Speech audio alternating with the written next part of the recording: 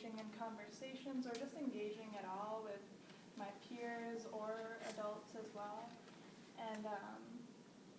And my dad happened to mail us a newspaper that had a beech tree on it because we share that common favorite tree, and it was about the Sudbury Valley School, and so that was a really exciting thing to discover, and it seemed kind of Hogwarts-ish when I first heard about it, like almost too magical to be true.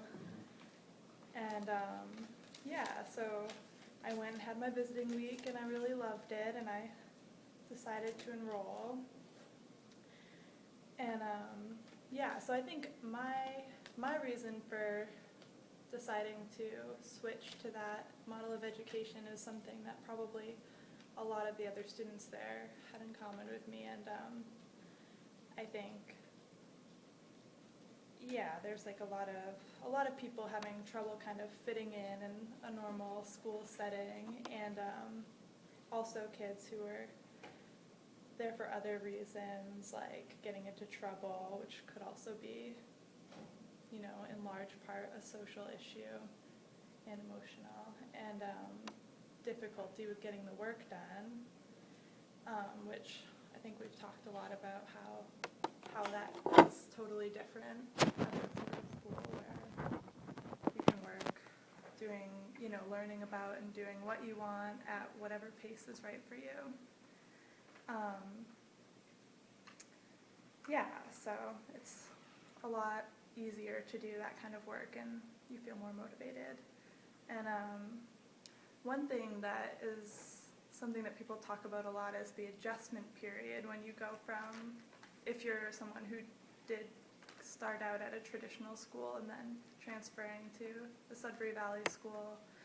I think for a lot of students, they kind of hold this sort of power struggle dynamic where it takes them some time to adjust to adults treating them a little bit more as equal and, having less of the power and, just being ready to take that power for themselves. And there's also a story about, this is one of my favorite stories when I was going there, about one student who got there and just for the first few months just slept. He would come to school and almost immediately he would just go to sleep and sleep almost all day and then go home, and he did that for a long time, and the staff decided, we'll just give him his space. He obviously is really tired and needs to sleep, and then one day, I guess he just got up and he was like awake and alert, and he wanted to be a JC clerk, and I think he became the chairperson of the school meeting at some point later too, and he just got totally involved, and so everybody needs really different things. That's an extreme. Yeah. And so for me, what I wanted to do is just like what I've been wishing I could do all the time, which was like to read by myself alone in a room, which they have plenty of space to do that, and to make art also usually by myself. And then through the art room, I sort of started branching out and making friends with people, and then over the years I ended up socializing a lot with my time there, and I think for me that was probably the most important thing I could be doing, and I think it's just so important for most people to have that time to socialize, and it's really important. And once I was socializing, I found that there was a really amazing, supportive community at that school, and I think that also kind of comes from, having respect and trust from others to be able to sort of learn about yourself and learn about, how you want to do things in your life, and I guess you kind of gain a certain confidence that helps you be supportive to others, I think, from that. And I think it's really difficult to feel that way in a situation where you don't have that time to learn about yourself and, yeah, get that confidence. So another thing that was amazing was being able to spend time with people of all different ages. So I would have, really heartfelt conversations with a staff member, Hannah, about things. She was like probably definitely old enough to be my grandmother, and just talking about things that I probably never would have talked to my real grandmother about. And it's really great for that kind of mentorship. And then also, I played with the younger kids and walked around with them and had conversations with them, and in that way I kind of learned that I like to, that I really enjoy playing with kids and getting to know them, and then I started working with kids after that, and yeah. And then, and now this past year I was volunteering and substituting at the Village Free School, which is a free democratic school. It's a little bit different than a Sudbury school that has more in common, I think, than different. And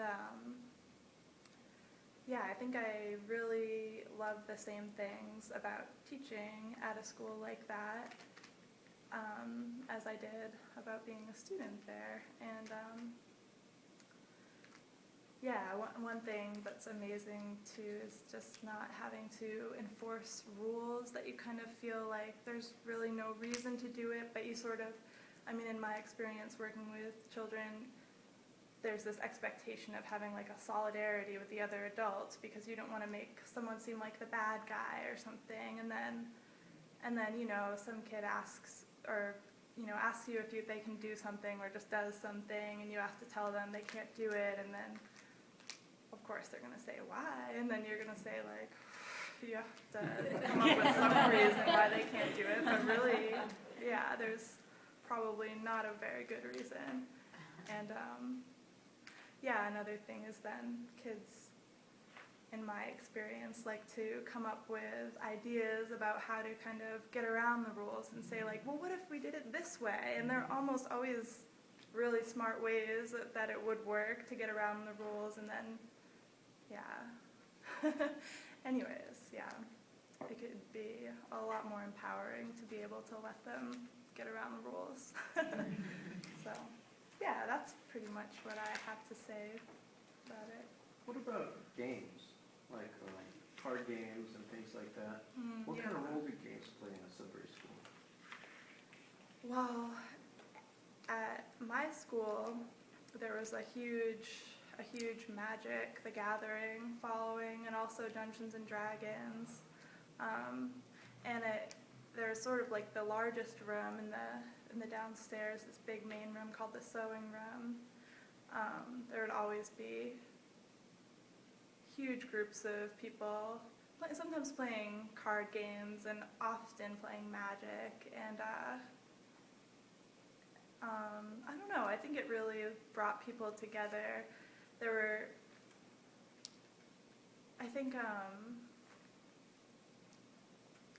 were certain people who would have had a tough time getting out of their shell without those games, probably. Yeah, similar to how I sort of used making art with people to do that. Yeah. Yeah. Do you make art while you're at school? Just you have your own time and students have their time to work on your own interests? At the school that I'll be working at? I'm hoping to. I've made some art, not really, I haven't, kind of devoted a large chunk of time, but I've kind of, I've drawn with kids and done clay sculpture with kids, and that's really fun. I'm not really sure what will happen next year, but I've talked about the possibility that maybe I could spend some of my time kind of like setting up an area where students could work on art, with some of the same materials that I was using, and I could be working. And at Sudbury Valley, there were there was especially one staff member who ran the art run, and she was often working on paintings and collage with us. Yeah.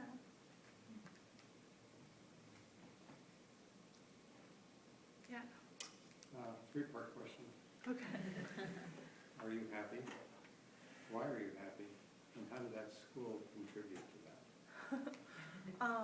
I feel pretty happy.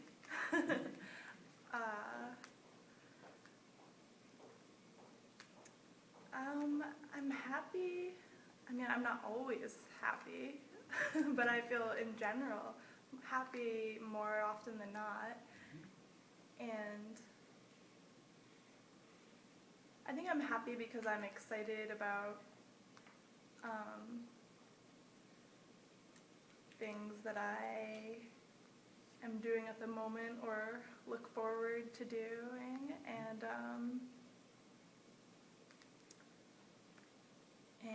because I have a lot of people that I really love in my life, and there's probably a lot of reasons, but those are the first two that come to my head. And that's complicated, I think. I think Sudbury Valley definitely helped me with getting people that I love in my life, because I just had a lot of trouble with, knowing how to have people in my life before then at all. And I was a kid, so it's hard to say how that may have been influenced anyway, but, and then also, I think part of the reason I'm excited about what I might do in my life in the future is because I feel some amount of confidence that I'll be able to do it, and that I'll be able to create new exciting opportunities for myself, and I think that is in large part due to Sudbury Valley. What I'm hearing is you have a sense of purpose in life. Yeah, I think I have a sense of purpose.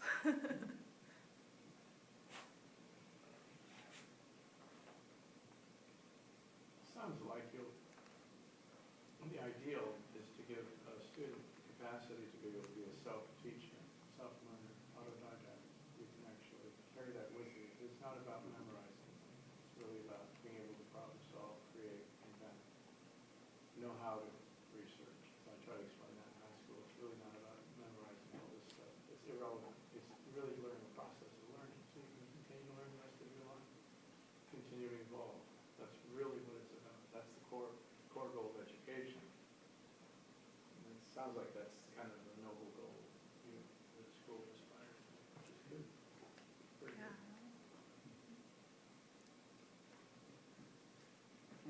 Good. Another question?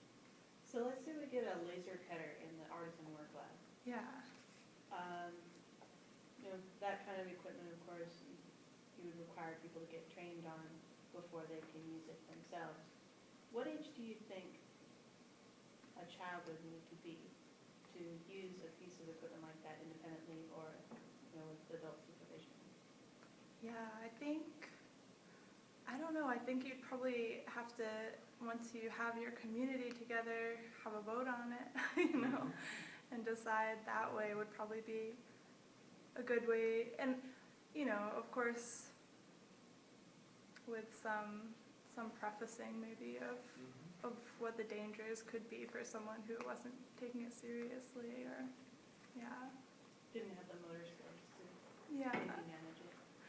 right. There was a piece when you presented the Peter Gray TEDx. There was something on NPR in the last 2 weeks that caught my ear about, it may have been something to do with him, but this idea that students can learn and identify. It was 50 years ago. I had power tools. The toys we had as children were very different. You could cut your fingers off, but you didn't. I didn't. Because you could make things. You had little things you could run wood through. You had blades. You had heating elements. You pour plastic compounds into devices. And you were like 10 years old playing with these things. They don't make this stuff anymore. You can find them on the web. Mattel made them.